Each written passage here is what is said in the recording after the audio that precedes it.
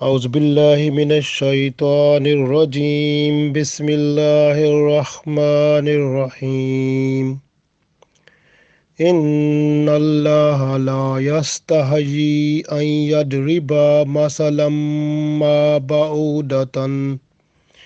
مثلا ما بعودة فما فوقها فأما الذين آمنوا فيعلمون أنه الحق من ربهم وأما الذين كفروا فيقولون ماذا أراد الله بهذا مثلا يضل به كثيرا ويهدي به كثيرا وما يضل به إلا الفاسقين۔ عزیز دوستو، السلام علیکم ورحمۃ اللہ وبرکاتہ۔ سورہ بقرہ آیت نمبر 26 ہم پڑھ رہے ہیں۔ اس آیت میں اللہ تعالیٰ نے ایک مخلوق چھوٹی سی جو ہے اس کی مثال دی ہے جس کو مچھر کہتے ہیں۔ تو لوگوں نے طوفان کھڑا کر دیا کہ بھئی اللہ تعالیٰ اتنا عظیم ہے، وہ اتنی چھوٹی چھوٹی مثال کیسے دے دی اللہ تعالیٰ نے۔ یہ جیسے لوگ کہتے ہیں نا کہ کوئی بڑا آدمی ہے، وہ چھوٹی سی بات کر دے، وہ کہتے ہیں دیکھو جی وہ اتنا بڑا ہو کے چھوٹی سی بات کر دی اس نے، تو وہ اس کی حیثیت کے مطابق نہیں ہے۔ اسی طرح وہ لوگ بھی بات جو کفار تھے رسول اللہ صلی اللہ علیہ وسلم کے زمانے میں، وہ بھی یہی کہتے تھے کہ اللہ تعالیٰ چھوٹی چھوٹی مثالیں کیوں دی ہیں، یعنی کہ یہ تو اللہ تعالیٰ کا ارادہ کیا ہے اس سے، یعنی ایسی باتیں سوچتے تھے وہ۔ تو اس وجہ سے اللہ تعالیٰ کیونکہ وہ جو مثال اللہ تعالیٰ عطا فرماتا ہے، چاہے یہ مچھر کی مثال ہے یا آپ سورہ حج دیکھیں آیت نمبر 73 میں اللہ تعالیٰ نے مکھی کی مثال دی ہے، پھر آپ سورہ عنکبوت دیکھیں آیت نمبر 41 میں مکڑی کی مثال ہے یا اس کے جالے کی مثال ہے جو اس کا گھر ہوتا ہے۔ تو یہ چھوٹی چھوٹی مخلوقات کی مثالیں جو ہیں یہ ہمارے لیے ایک سبق ہیں، ہمارے لیے ایک ہدایت ہیں، ہدایت کا ایک اہم ذریعہ ہیں جس سے ہمیں وہ سبق ملتا ہے جس سے ہم اپنی زندگی کو اللہ کے ہاں مقبول بنا سکتے ہیں اور ہم صراط مستقیم پر مستقل آ سکتے ہیں۔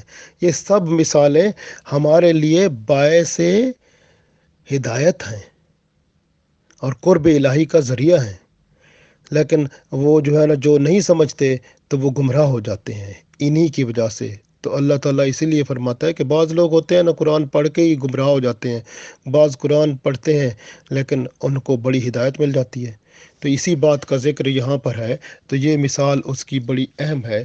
ہم پڑھتے ہیں اللہ تعالیٰ فرماتا ہے ان بے شک اللہ ان اللہ بے شک اللہ تعالیٰ لا نہیں یستحجی کا مطلب ہوتا ہے حیا کرتا، جیسے ہوتا ہے نا محسوس ہوتا ہے جیسے، تو اللہ محسوس نہیں کرتا اس کو، لا یستحجی اللہ محسوس نہیں فرماتا، اللہ تعالیٰ حیا نہیں فرماتا اس بات سے۔ یہ جو ہے جیسے ہمیں چھوٹی سی بات کرتے ہوئے ہم کہیں نا شرم آتی ہے، تو اللہ فرماتا ہے اس میں شرم کی بات نہیں ہے۔ جو چھوٹی سی بات جس کے لیے لوگوں کا فائدہ ہے اللہ تعالیٰ اس کو کھل کے بیان فرماتے ہیں۔ لا یستحجی اللہ تعالیٰ حیا نہیں فرماتا، شرم نہیں فرماتا۔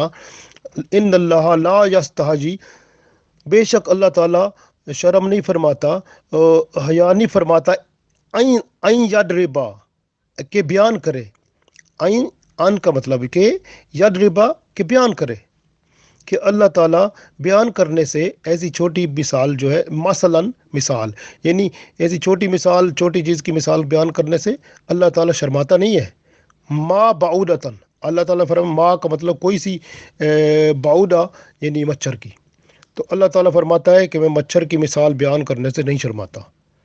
ان اللہ بے شک اللہ تعالیٰ لا یستحجی اللہ تعالیٰ نہیں شرماتا ان یضربا کہ بیان کرے مثلاً مثال ما بعودتاً کہ مچھر کی، کوئی سے مچھر کی، فما فوقہا فما یا پھر فوقہا اس فوق کا مطلب ہوتا ہے اوپر، یا اس کے اوپر کوئی اور جانور کی یا کسی اور مخلوق کی جو اس سے چھوٹی ہو یا بڑی ہو۔ تو وہ اللہ تعالیٰ چاہے تو اس کی مثال دے، جس طرح اللہ تعالیٰ نے چھوٹی بڑی وہ دیکھے نا اس میں مکھی کی مثال دی سورہ حج میں، اور سورہ عنکبوت میں اس کی مکڑی کی مثال دی۔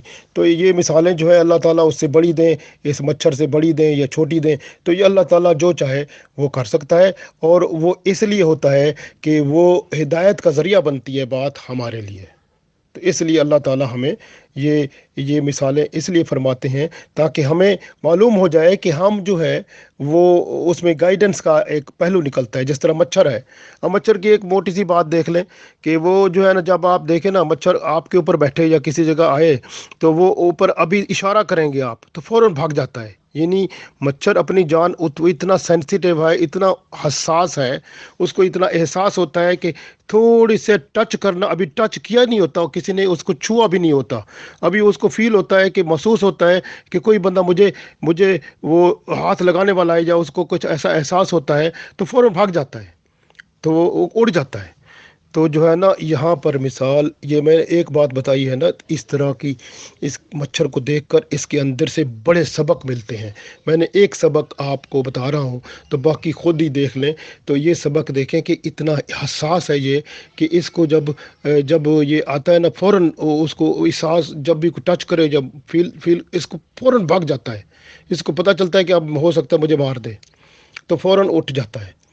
تو اللہ تعالیٰ مثال دے کے یہی فرماتا ہے نا کہ تم کیسے لوگ ہو کہ قرآن بھی پڑھتے ہو، اس کے اندر اللہ تعالیٰ فرماتا ہے واللہ بصیرم بالعباد، اور اللہ تعالیٰ اپنے بندوں کو دیکھتا ہے۔ بصیر کا مطلب دیکھنے والا ہے، بالعباد بندوں کو، اپنے بندوں کو اللہ دیکھ رہا ہے۔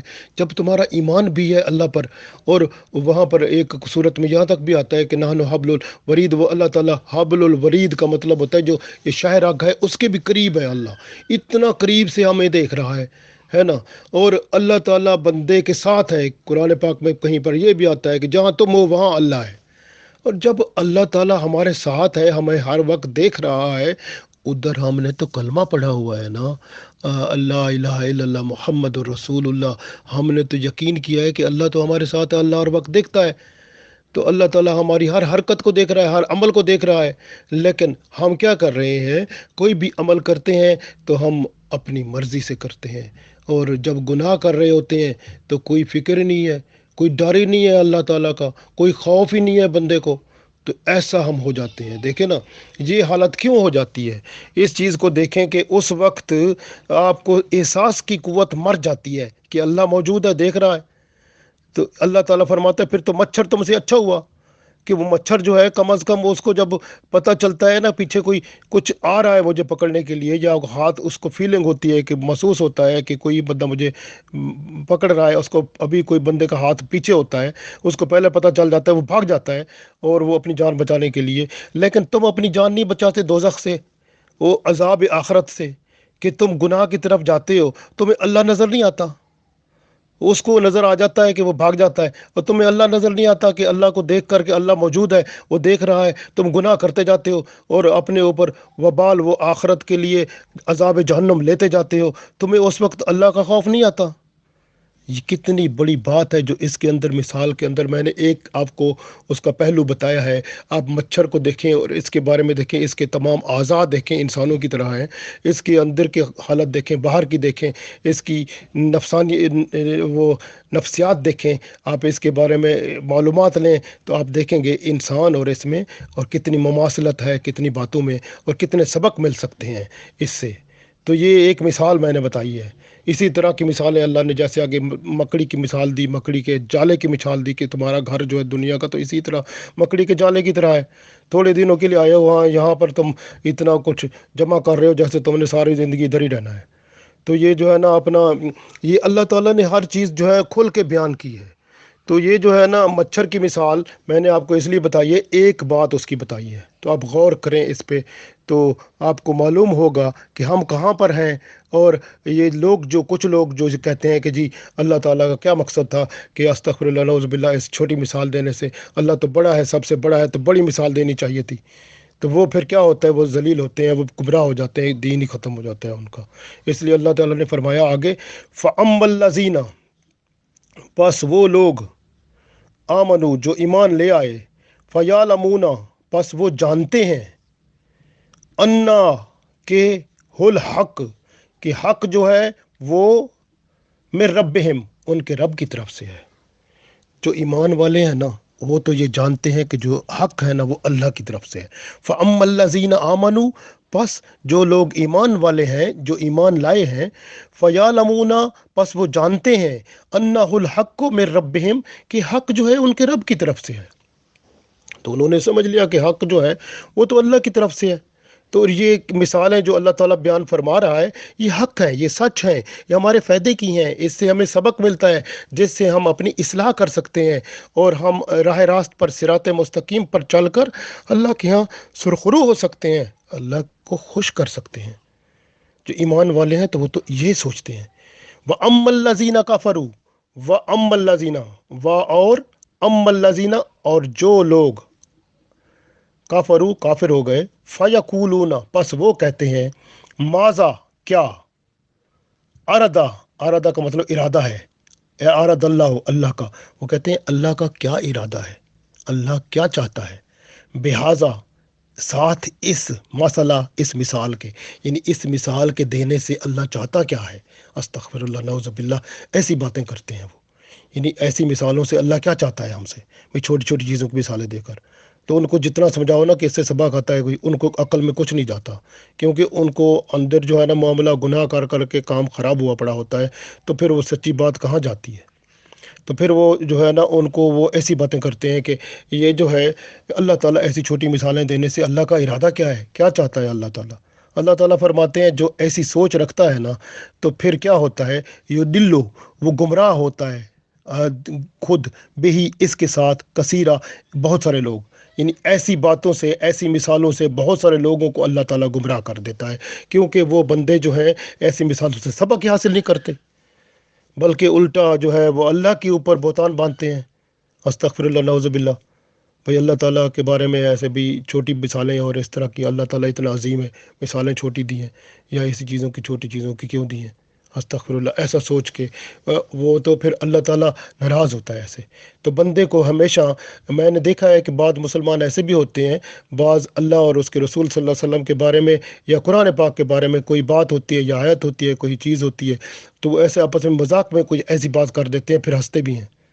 तो ये बस बंदा अगर कोई अल्लाह के बारे में या कुरान के बारे में या इस्लाम के बारे में बात हो और उसको मजाक कर ले बंदा ईमान ख़त्म हो जाता है। तो ये ईमान की सफाई है फिर। तो अल्लाह माफ़ करे ये ऐसी चीज़ों से अल्लाह बचाए। तो अल्लाह ताला ये फरमा रहा है जो दिल्लो भी कसीरा जो दिल्लो गुमराह करता है भी इसके साथ कसीरा बहुत सारे लोगों को। तो अल्लाह ताला ऐसी ऐसी यानी मिसालों से बहुत सारे लोग गुमराह हो जाते हैं। वह यहदी और राह दिखाता है सीधी राह दिखाता है हिदायत देता है यहदी हिदायत देता है बही इससे कसीरन बहुत सारे लोगों को और बहुत सारे लोग इससे हिदायत पा जाते हैं राह रास्त पर आ जाते हैं। वमा जो दिल्लो और इस वमा और नहीं जो दिल्लो का मतलब गुमराह होते बही इससे गुमराह नहीं होते इल्लल फासिकीन मगर वो होते हैं जो फासिक होते हैं। जो फासिक होते हैं ना वही गुमराह होते हैं इससे और बाकी गुमराह इससे नहीं होते। तो इसका मतलब है फासिक कौन होता है जो अल्लाह का नाफरमान होता है। फासिक की 3 किस्में होती हैं।